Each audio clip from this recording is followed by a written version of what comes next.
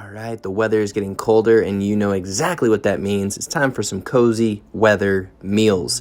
Starting off with some butternut squash soup. I'm going to show you how I prep my butternut squash. As you can see, I just chopped it in half, chopping the top and the end off, as well as kind of doing my own little peel with the very sharp knife. You can do a peeler, but I just find it a little bit more easier using the knife. It takes some practice, so don't feel like you're gonna get it on your first try. You'll definitely make some divots in the squash, but that's part of the learning process. So go ahead and carve out the seeds.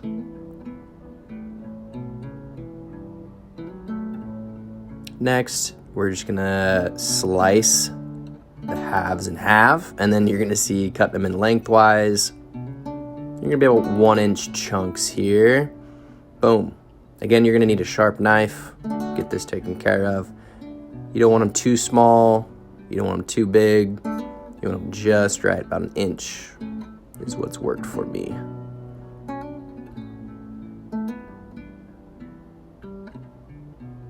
Squash can be a little tough. Next, we're gonna use onions, and this is such a minimum ingredient list I have going on here. Simple veggies, some onions, slice those up. Gonna mince up our garlic, not too fine because it's all gonna get blended at the end, but enough to bring out the flavor and the aromatics of the garlic.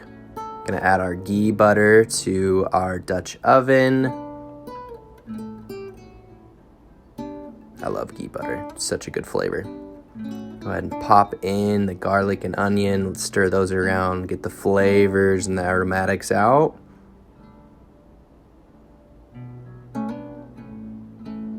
Next, we're gonna add in our squash. Stir our squash around, get some butter all over it, start having it cook.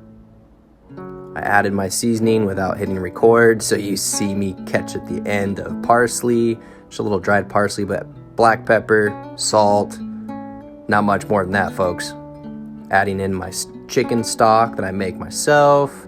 I also added in some kettle fire bone broth that I did not make myself, as well as a cup of coconut milk. That was a little ironic. You saw some butternut squash on that carton. Stir it in and get ready to cook for a couple of hours on low. Voila, it's all cooked, fork tender. Time to blend this sucker up. If you don't have a blender, it's gonna be very difficult to make soup. So I highly recommend a $30 investment for making soup. Adding in a little goat cheese at the end, it's ready. Gonna add some sunflower seeds on top of that.